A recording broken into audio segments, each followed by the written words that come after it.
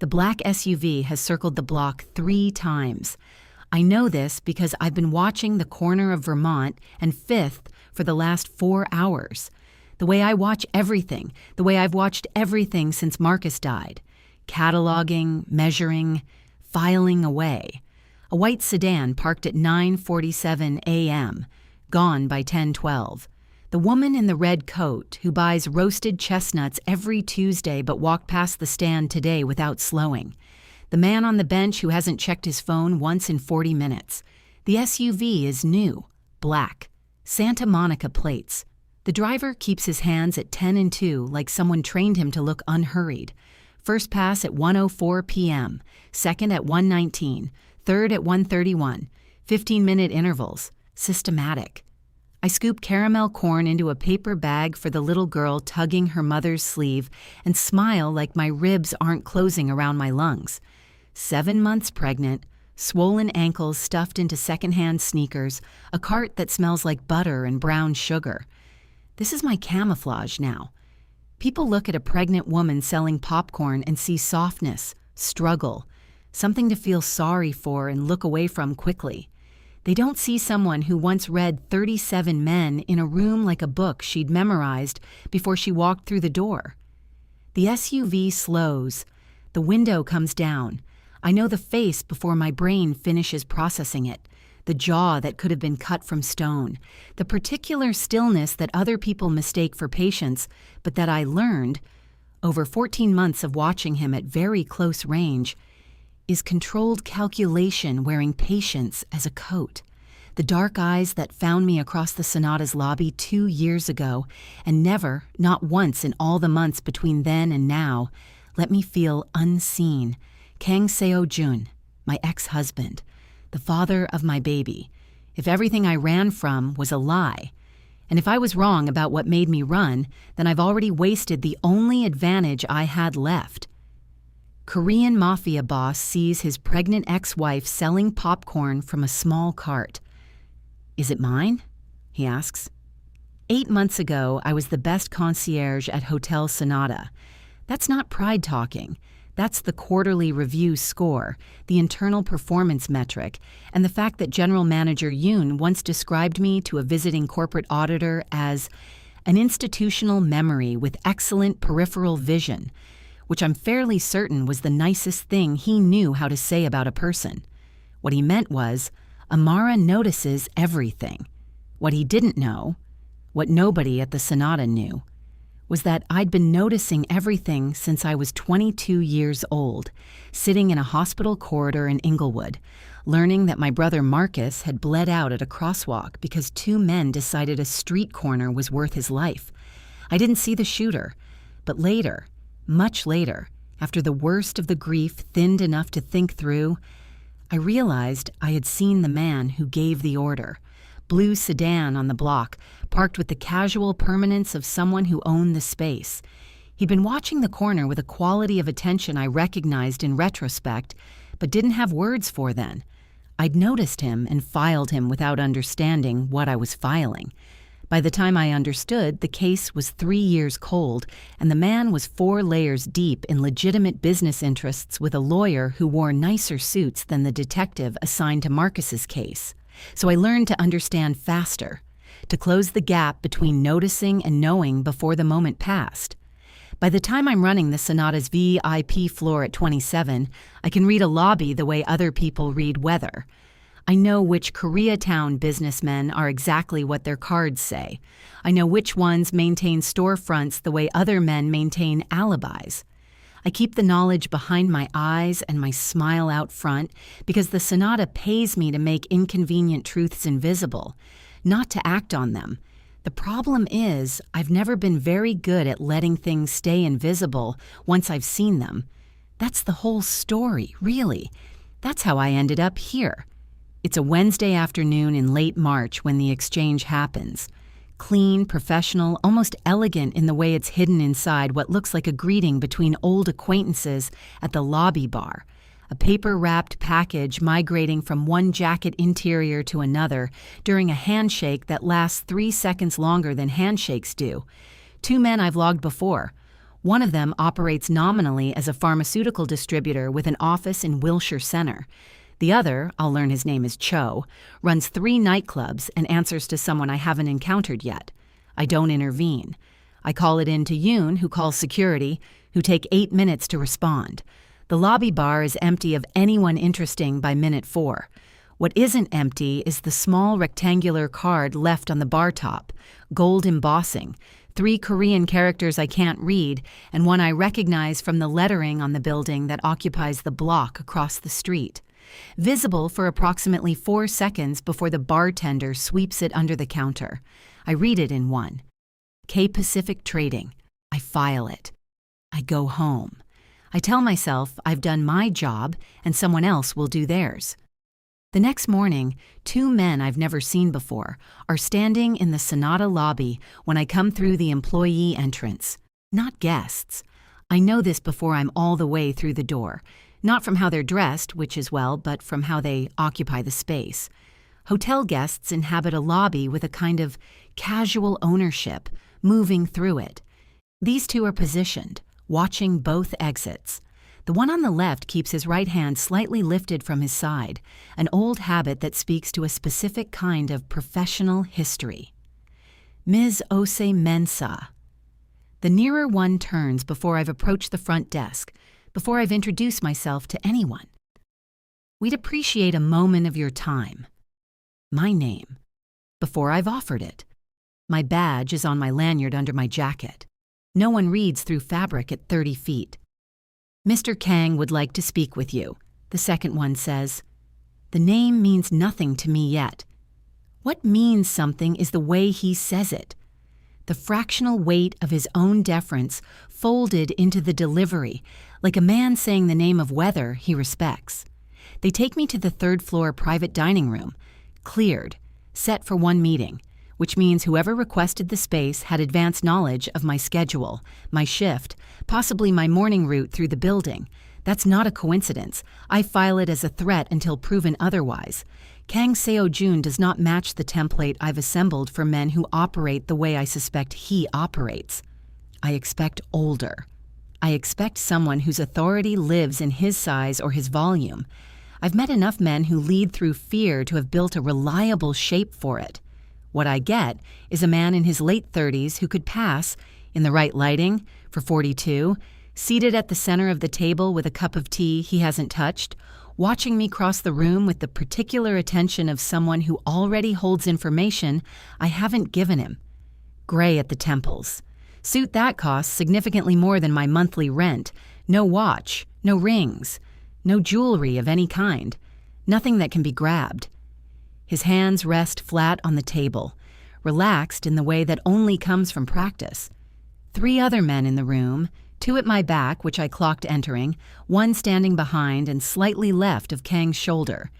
Heavy set, eyes professionally neutral, military-cut hair going silver. The trusted one, I register immediately. Long relationship. The others defer to him in the micro-movements that reveal hierarchy before anyone speaks. Sit, Kang says. Not rude. Just a man who doesn't budget syllables for courtesy when meaning is sufficient. I sit. You reported an exchange in this hotel's lobby yesterday. I reported unusual activity to security. That's in my job description. You described the exchange in precise detail. Package dimensions, transfer method. You described the specific wear on the heel of Cho's left shoe. A pause. Cho's worked in this business for 11 years. People who notice his shoes tend not to be hotel concierges. People who conduct that kind of business in hotel lobbies tend to be banking on no one noticing, I say. That reads as their oversight, not mine. Something adjusts in his expression. Small. The faintest change at the corner of his mouth, not quite the territory of a smile, a recalibration. What else did you notice? I understand this is a test. I also understand that passing it requires honesty, not performance. Lying to this man, and everything I've filed in the last 90 seconds has been building toward a specific read on what kind of man this is. Lying is the choice that ends badly.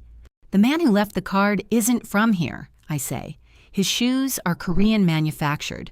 The style is 4 to 5 years behind what you'd see in this neighborhood on someone at his apparent income level.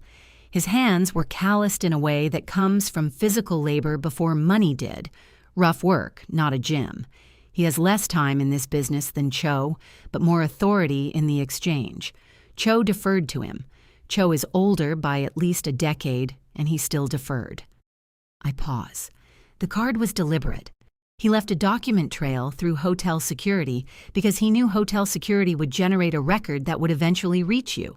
He wanted you to know the meeting happened. I don't know what that means yet. Silence. The heavy-set man behind Kang's shoulder, Park Dae-young, I'll learn his name later, shifts his weight, a fraction. But he does. Kang's eyes haven't left mine. It was deliberate, he confirms. A message, a demonstration that he can operate in my territory without consequence. He looks at me the way a person looks at an object they've been using incorrectly and are reconsidering entirely. That was thorough. I've been noticing things for a long time, I say. I know. He picks up the tea. Marcus Ose Mensa, your brother, killed 6 years ago on Crenshaw, case officially unsolved. You filed 3 supplemental witness statements in the year following his death, each one more detailed than the last. You identified the man who gave the order. He died in a prison altercation 2 years ago, 3 weeks before your most recent statement was scheduled for formal review. A beat. I'm sorry. He had historical connections to people I know. By the time that connection surfaced, there was nothing to be done with it. The room loses its oxygen for a moment. He isn't threatening me with this information. He's accounting to me with it. There's a distinction, and it matters, and I file the fact that he knows the distinction. You know who I am, I say. I know what you see, he corrects, which is considerably more useful. He sets the cup down with the quiet precision of someone who never rattles things. I have a proposal. You'll find it more honest than hotel work about what the world actually looks like. Every reasonable instinct I have says no. There are 17 separate reasons to stand up, thank him for his time, and walk back to the lobby. I understand. I say yes.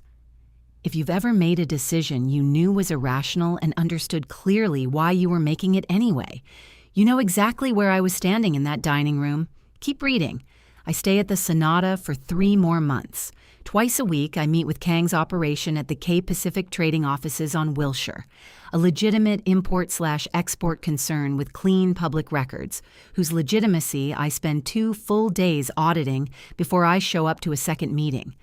What I find underneath the public layer is gray markets, protection networks, influence arrangements spanning 4 neighborhoods and 2 city council relationships. Not the worst version of this world, which I've stood close to at a crosswalk in Inglewood and understand from the inside. Not the cleanest, either, something in between, governed by a code that's more precise than most, enforced by a man who pays every debt he owes and collects every debt owed to him, and draws his lines in places that are sometimes inexplicable and absolutely non-negotiable. What Kang pays me for is exactly what I told him I do. I watch. I read the rooms he places me in. I tell him what's wrong. 3 months in, he asks me to dinner. Not a request. Kang Seo-jun doesn't make requests, he presents propositions. But soft enough to be declined if I choose. I don't choose. 8 months in, I understand what's happened to me and spend a week being very serious and analytical about whether it's real or just the natural result of spending extended time in close proximity to someone who finds you useful and treats you with the specific respect of a person who has concluded you are worth their attention. It's real. I file it reluctantly. I know the distinction. 14 months in, he asks me to marry him in the private dining room at the Sonata. Some deliberate symmetry he's thought through and thought I'd appreciate, which I do, even while I'm saying yes and understanding that the question I'm actually answering is not do you love him, but do you trust yourself to stay sharp in a life where softening is how you get killed? Reader, I said yes to both. Marriage to Kang Seo-jun is not what anyone's prepared you for, and more than I'd let myself expect for reasons I have trouble articulating even to myself. He runs K-Pacific the way he conducts every other aspect of his life. 3 moves ahead, economical with words, precise about obligations. He is rarely warm in company. He pays his debts with an exactness that makes men uncomfortable because he tracks the ledger in both directions without ever forgetting an entry.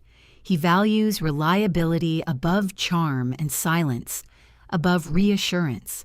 At home, he makes tea at 6 in the morning and leaves a cup on my side of the bed before I'm awake. He remembers everything I tell him, not his performance but his practice. Information about me is data worth maintaining. He tells me one night in December, rain against the windows like static, that he spent 15 years building something and never understood what it was for until a woman sat down across from him and refused to lie about what she'd seen. I cry in the bathroom afterward. Come back out and tell him that's a genuinely strange thing to say. He gives me the almost smile, and I think, I would burn my whole careful life down before I let anything happen to this. That's exactly the problem. When the reason I run finally arrives, it comes through the door that thought left open, not against him, because of him. Because I would do anything to protect this, including disappear before he has to make the choice someone is positioning him to make. It's a Tuesday in October when I hear Park Dae-young on the phone. I'm not supposed to be in the East Wing of the K-Pacific offices. My route back from the parking structure runs through the main corridor, which is being repainted today, so I cut through the East Wing instead. And the secondary conference room door is 3 inches open, and Park's voice carries. She's a variable. The Sejongnim knows it too, even if he won't act on it yet. I stop. Not because I understand it yet, because yet is doing a specific amount of work in that sentence. It implies an ongoing conversation, and I've arrived in the middle. The Chicago asset needs confirmation before year end. A pause while the person on the other end speaks. She knows the full structure. If this goes sideways and she's still in the house, she becomes the loose end. Another pause. I'll handle it. That's what you're paying me for. Paying. The word hits wrong. Park Dae-young has been with Kang for 7 years. He is employed by K-Pacific Trading.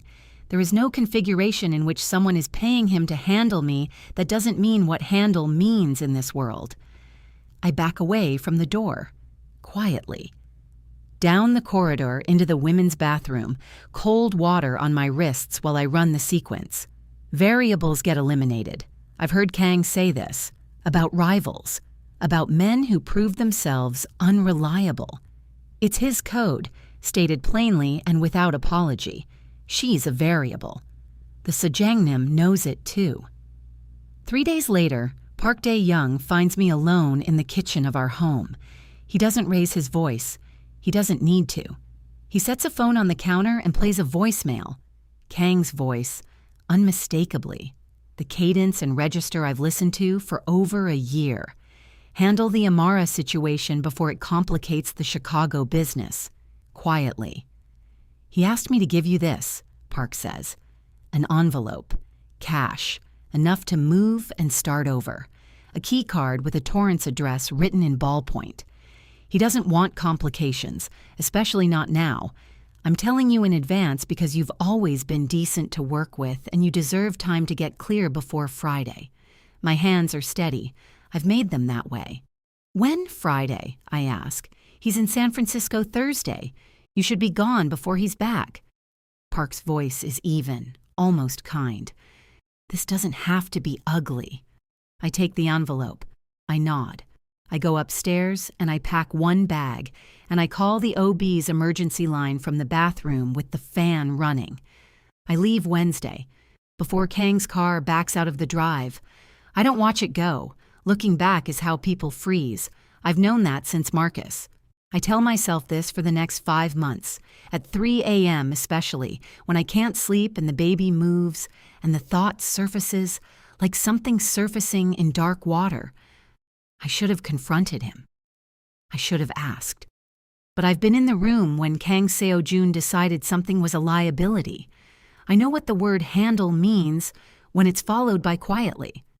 I know what 5 months feels like when you spend it running the logic of your own fear and wondering where you went wrong. I run. 5 months of survival looks like this: Torrance for 3 weeks, then Inglewood, then a room in a house off Crenshaw owned by a landlady named Dolores, who asks no questions and makes chicken soup on Sundays, with the focused tenderness of someone who's learned soup is reliable in ways people aren't. I use emergency money I'd been keeping in a separate account, not because I planned to run, but because I grew up watching my mother understand that a woman with no exit strategy is a woman with no options. City permit for a vending cart, popcorn, caramel corn, jalapeno kettle. Startup costs low, margins workable if foot traffic is good. I choose the corner near the K-Town Market on Vermont because it's busy enough to disappear into and familiar enough that I can read the daily rhythms quickly. I watch everything.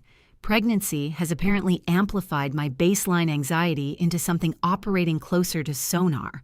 I know my regulars. The off-duty LAPD officer who comes Fridays for jalapeno kettle. The 2 women from the real estate office who arrive at noon with exact change and never vary the order. The teenage boy who walks his dog past my cart every morning and slows because the dog is interested in butter, and the boy pretends he has no opinion about it. I know who doesn't belong. 3 weeks ago, a man I've never seen before, 40-ish. Good shoes, which I always clock first. Spending 17 minutes at the newsstand across the street with no paper in his hand, attention aimed at my cart with the specific quality of surveillance. Not desire, not curiosity, but inventory. I move the cart 2 blocks south the next morning. He appears at the new location the following afternoon, tracking pattern, testing whether I'd noticed the follow. The methodical cruelty of watching a woman who's 7 months pregnant and aware of it. I sit with that for a while. Then I think, Kang sent him. He's confirming my location. I start planning my next move. I don't finish planning in time, because on a Thursday at 1:31 p.m., a black SUV slows at Vermont and 5th, and the window comes down, and Kang Seo-jun looks at me across everything I've tried to put between us. I don't move. Tactical decision, not courage. Running from a parked car on a busy public street at 7 months pregnant is not a viable option. My advantages are the crowd, the daylight, and what I know. Those are thin advantages. I use them by staying exactly where I am. The car door opens. He gets out alone. This is information. He's managing this personally, not delegating. He crosses the street with his characteristic unhurried pace, the pace of a man who has pre-calculated every possible exit in the environment he's entering. He stops at a distance that isn't threatening and isn't comfortable. He looks at me. Really looks. The full cataloging attention I recognize from 2 years of being on the receiving end of it. The cart, the apron, the sneakers, the 7-month fact of me. Something moves in his face that I don't have an immediate category for. Amara. My name in his voice. Both syllables balanced, like he's practiced keeping the word from showing what it costs him. Seo-jun, I say. His jaw tightens. He's doing the math on the timeline. I watch him do it. Is it mine? He asks. Quiet. Stripped of everything except the actual question. But I have spent a 1.5 years learning to read Kang Seo-jun past the surface of his control. And what's underneath this question is raw enough to make my throat close. Yes, I say, a long beat. Then why, he says, did you run? Not a question, an accounting. The same register he uses for everything that matters. All decoration removed, honest answer required. Because Park Dae-young brought me a voicemail, I say. Your voice. Handle the Amara situation before it complicates the Chicago business. He had an envelope and a key card ready. He said you wanted me gone before Friday. The stillness that follows is qualitatively different from his usual stillness. This one has something underneath it with edges. I issued no such instruction, he says. I know what your voice sounds like. And I know what my instructions sound like. Slow. Deliberate. I gave no such order. I have been attempting to locate you for 4 months. If you've ever had a certainty dissolve, the kind you built a new life's architecture on, you understand the specific vertigo of the next 10 seconds. I stare at him. He looks back. Neither of us looks away first. The voicemail, I start, was fabricated. A pause that carries the weight of someone who's been carrying this weight for 4 months.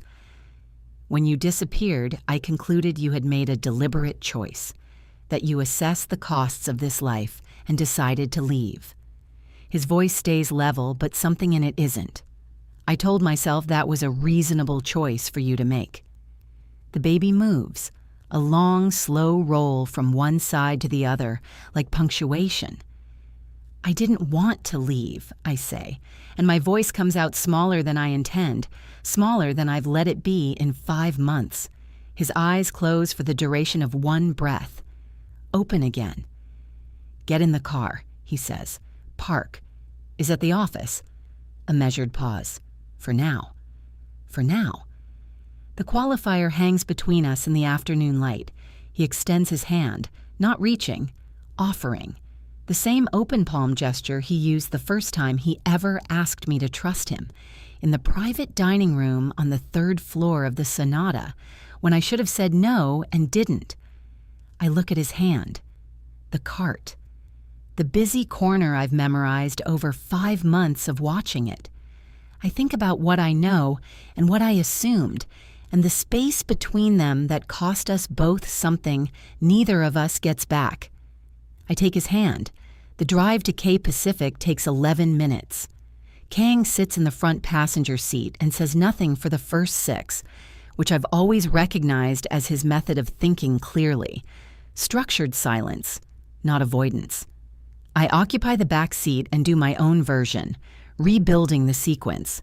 What I heard through the conference room door, what Park showed me, the voicemail.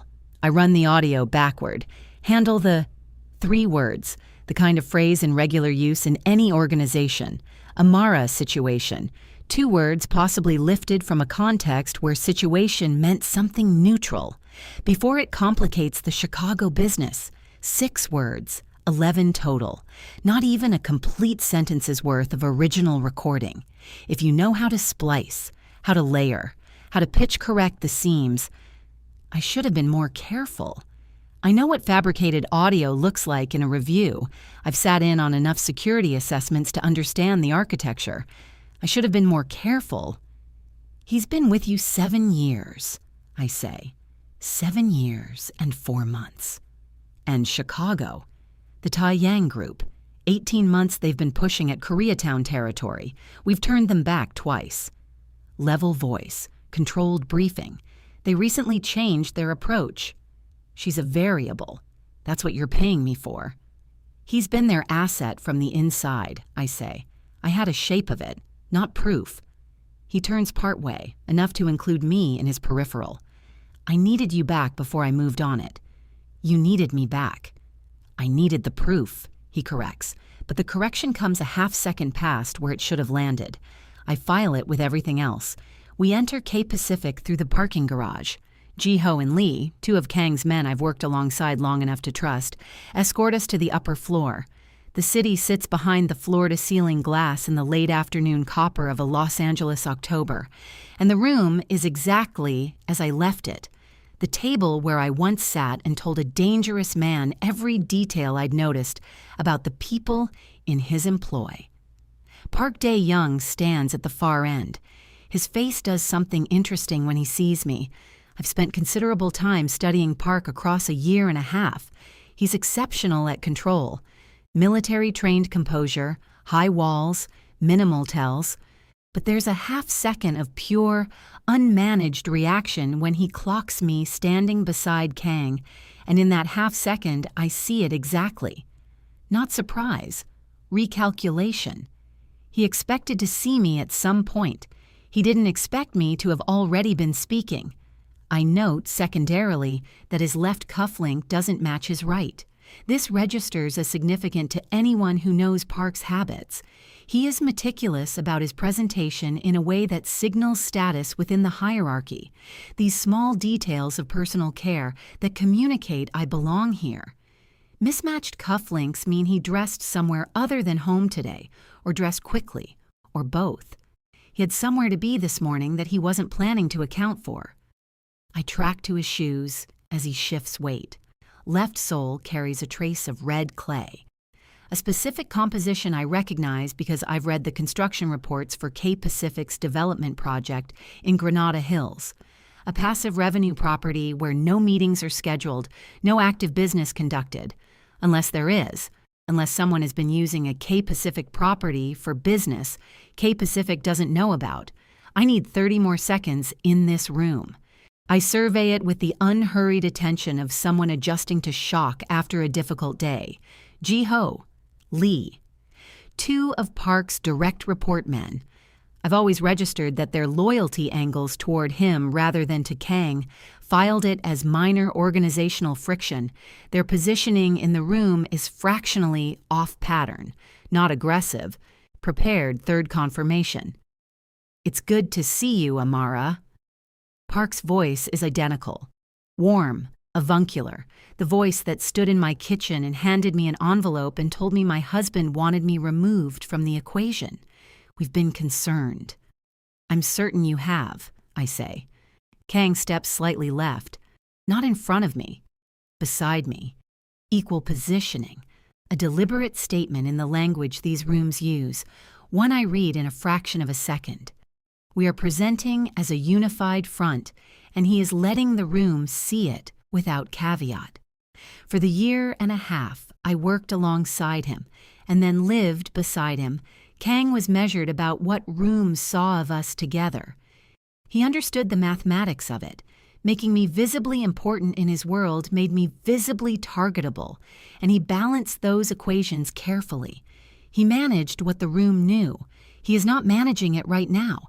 He is letting them see exactly how the calculation has changed. Something happens in my chest that I don't have time to examine properly. Youngnim, Park says, addressing Kang with the careful honorific, taking a step toward us. Perhaps Amara should rest. Given her condition, she stays, Kang says. 2 words with the weight of the entire room in them.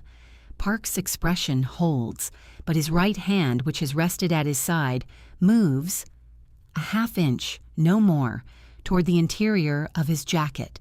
He stops it, retrieves the composure. But the motion happened and I saw it, and it happened specifically when Kang said she stays, which means there is a version of this meeting Park was prepared for and a version he wasn't, and the version he wasn't prepared for is one where I remain in the room. He is armed. That's standard. What isn't standard is the instinct. I place my hand on Kang's arm. Light. To the room, it's a pregnant woman steadying herself. I press 2 fingers against his inner wrist. Once, twice, the quiet alert we developed in the first months when I worked for him, the signal that means something's wrong. Watch. I feel his pulse change. Slight. He's received it. Let's sit, he says to the room and no one specifically. Ji-ho, tea. The ritual of tea in a room like this is one of the things I came to understand properly over the course of my marriage. The pour, the offer, the precise weight. Who pours for whom tells you the room's actual hierarchy. I watch Park accept his cup and hold it without drinking. Kang drinks. The Chicago group has been active in Granada Hills, Kang says, conversational, to no one in particular. Ji-ho flagged it this morning. Park doesn't answer for a beat too long. I wasn't aware of that. Of course not. The flag came in this morning. Kang sets his cup down. You were unavailable this morning.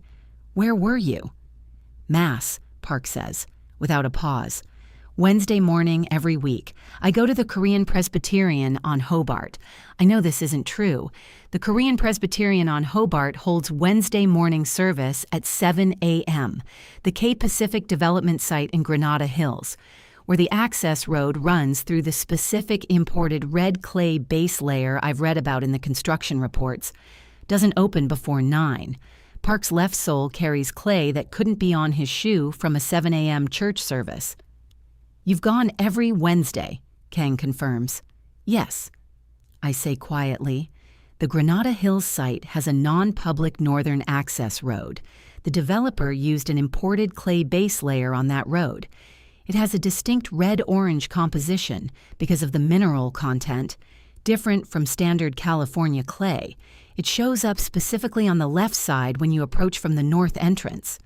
I look at Park's shoe. The trace on your left sole is that composition. Silence. Park looks at me. Something moves behind his eyes. Not anger yet. A precise assessment of how much I have and how much he can still contain. You were always going to be the problem, he says, still even, almost resigned. I said that from the beginning. Tell me, Kang says, very quietly. Park sets down his tea. What follows is the kind of accounting that only comes when a man has looked at every exit and found each one closed. He doesn't reach for the weapon again. Ji-ho is positioned between him and the corridor. Lee has materialized at the second exit with the quiet efficiency of someone who is waiting for the signal. And Kang's stillness has shifted into something that has nothing to do with calm, and everyone in the room recognizes it. 14 months. Park Dae-young has been providing Tae-yang with information for 14 months. Meeting locations, route schedules, the names of civilian assets. He confirmed operational calendars. He tipped the Chicago group on 2 shipment routes that were redirected as a result. He fabricated the voicemail that sent me running. Assembled from archived recordings, the specific splice point at handle the pulled from a September meeting where Kang had addressed a distribution problem in Seattle. It took me 3 attempts, Park says, to get the tone consistent. The room is very quiet. The baby, Kang says. I didn't know. Park's voice breaks from its evenness for the first time. I wouldn't have... That wasn't the plan. The plan was to remove a variable, not to... He stops himself. What was the plan for me, I ask, specifically? A pause. To stay gone.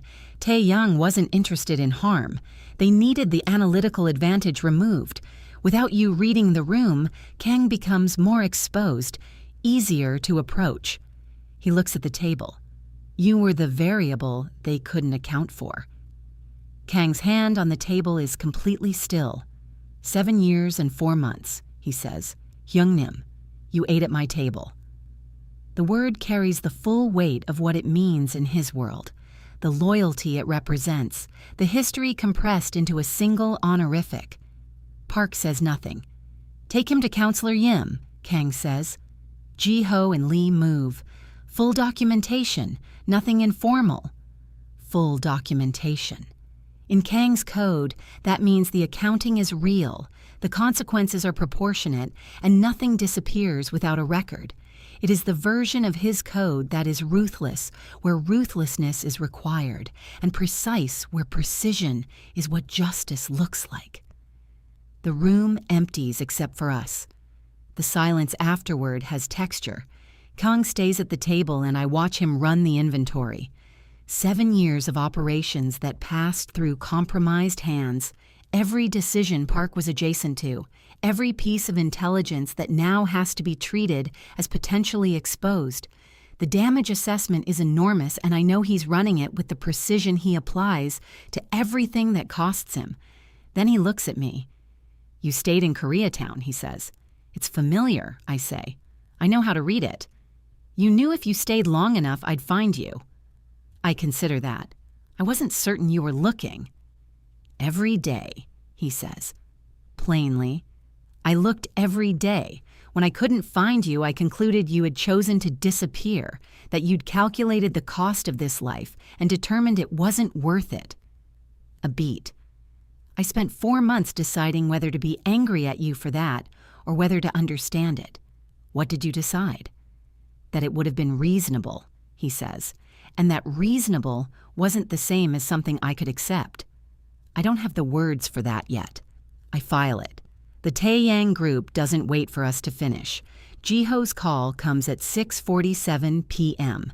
A K-Pacific warehouse on the eastern edge of Koreatown, legitimate storage on the surface, secondary safe house underneath, has been breached. 3 men down. The Chicago group is not testing boundaries anymore. They're taking ground. Park's confession was a signal he sent before he knew he'd be confessing. We have moved. Adjust or be overrun. Kang is on a call for 90 seconds. He ends it and turns to me with the expression I recognize as operational, the one that means a decision tree has resolved and action is next. The Alhambra safe house. Jiho moves you now. No, I say, a beat. Amara. Park knew every safe house in the protocol. I stand. Slower than I'd prefer, my back a steady complaint I file and ignore. Every route, every backup location, every check-in schedule. Alhambra is on the compromised map. Whatever Jiho knows about it, Taeyang already knows. I hold his gaze. You move me through standard evacuation. You're moving me through a route they've been watching for 14 months. Kang goes completely still. They will not miss a 7 months pregnant woman moving to a known location. I continue. The only exit they haven't mapped is one Park never knew about. I pause. Mrs. Chun, the dry goods warehouse 3 blocks from the breach site. She's been a civilian asset for 4 years. You've honored every protection agreement with her, and she's not in any tactical protocol Park had access to because she's not tactical. She's a relationship. I meet his eyes. You have one exit they can't see. He's quiet for a moment. You've been building a parallel map of this operation for 2 years, he says. I've been noticing things, I say. It's what you brought me in for. The almost smile. The real one. All the way to his eyes. God. 5 months I've gone without that. Can you walk 3 blocks? He asks. Ask me something difficult, I say. We move through the service corridor, through the building's back exit, through a route that requires 3 turns to reach the block behind the breach site. Kang stays at my left, not ahead of me, not behind, beside, matching my pace without comment. Lee and 2 men I trust from the pre-park personnel review flank us. Mrs. Chun's warehouse is dark when we reach it. The door opens 11 seconds after Kong knocks in a specific rhythm. 3, pause, 2, and the woman who appears is small, 70 years old, and entirely unsurprised to see who's standing in her doorway. Sajongnim, she says, the correct honorific, a precise inclination of her head. Mrs. Chun. Kang takes the envelope from his jacket, cash, more than the monthly protection amount, and offers it with both hands, the formality of the gesture properly executed. Gamsa hamnida. She accepts it, steps aside without another word, the hospitality of someone who has built a relationship on the understanding that agreements get honored. We stay for 4 hours. In that time, Kang's people dismantle the Taeyang incursion. I am not in the field. I'm in Mrs. Chun's back office on a folding chair with a glass of barley tea, tracking it through Jiho's updates to Kang's phone. 3 teams, 2 locations. The Chicago group had planned for the version of K-Pacific that Park's 14 months of access had shaped. An organization with a known, predictable structure and no variable running a parallel observation of it. They hadn't planned for me being back. The recording, I say while Jiho is in the outer room. He built it from archived audio. The splice point I can identify now. There was a meeting in late August. You used the phrase, handle the Nguyen situation before it complicates the Seattle business. He lifted the words and resequenced them. Handle the situation before it complicates the, then substituted the names. Kang is very still. That recording was recent enough to sound current, he says. He had archive access. He would have had months to build it. I pause. He was very good. He was, Kang says. He made one miscalculation. Which was? He assumed variables behave predictably when frightened. He looks at me. You came back to the neighborhood. You set up a position with sightlines in multiple directions. You spent 5 months watching the same corner you ran from. A beat. He modeled fear. He didn't model you. Something in my chest does the complicated thing it's been doing since he got out of that SUV. I need to tell you something, I say. Tell me. When I left, I took the envelope and I didn't look back, and I told myself it was rational and necessary, and I'd made the correct assessment. I look at the table. I was wrong. Not about the threat. The threat was real. The voicemail was real. Park was genuinely running a play against this organization, but I made the wrong call about how to respond to it. I should have come to you. I look up. I know what handle means in this world. I let that word stop me from seeing the thing I would have seen if I'd slowed down. His face when he said it. There was something wrong in his face. Kang is quiet for a moment. I left silences you could have filled, he says finally. I was careful about what the room saw between us. I was careful about not making you a target by making you visible. I thought I was protecting you. He sets his phone down. Park used the silence I left. He used it because I hadn't said clearly enough what you were to me. Not a liability, not a variable, not something to be managed. He looks at me directly. You were the only person in 15 years who told me the truth about what was in the room without asking what the truth was worth first. That's a very specific kind of love declaration, I say. I mean it as the highest possible regard, he says. I know. My voice is doing something inconvenient. That's why it works. He comes to stand in front of me, close enough for this to be a conversation that means what it means. His eyes go to my stomach and then back to mine, and he says, "May I?" "Yes," I say, before he finishes. He places his hand against my belly with the particular carefulness of someone who does not extend carefulness casually.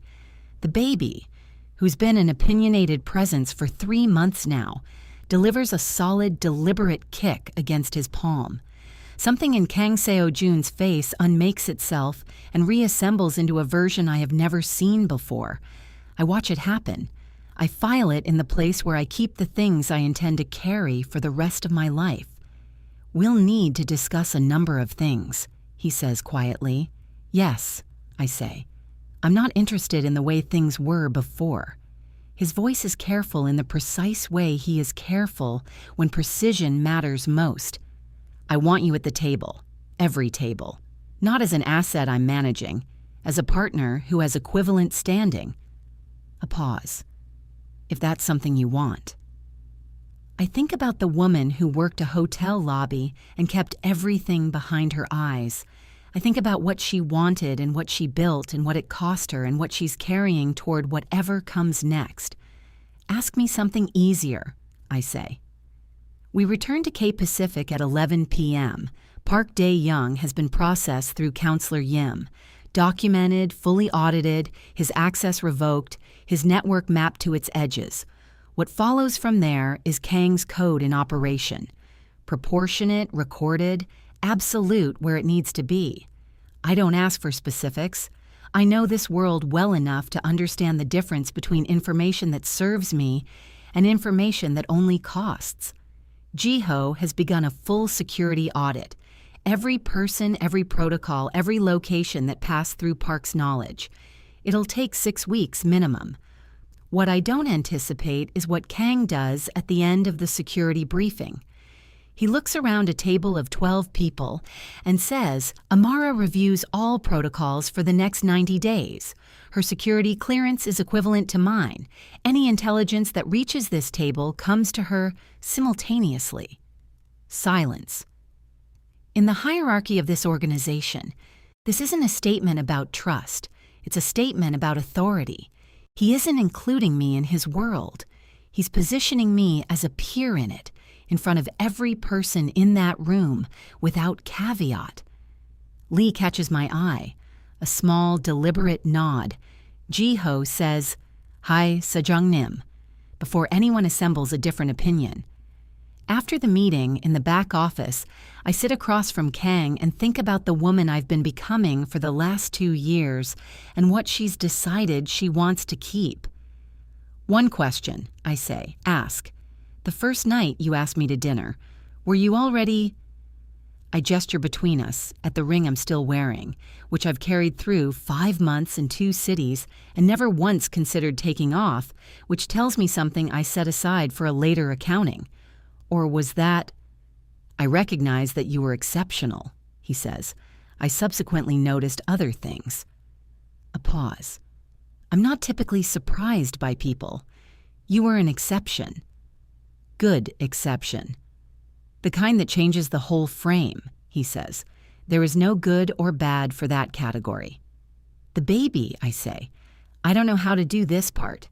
This life, plus a baby." "Neither do I," he says. "And for a man who runs 7 blocks of territory, 3 import lines, a property development arm, and the loyalty of 40 people with the precision of a military campaign, that admission is more honest than anything he's said in hours." "We'll be terrible at it," I offer. "We'll figure it out," he says, "the way we figure out everything else." He means we'll watch. We'll notice. We'll build the picture one observation at a time until we understand what we're looking at.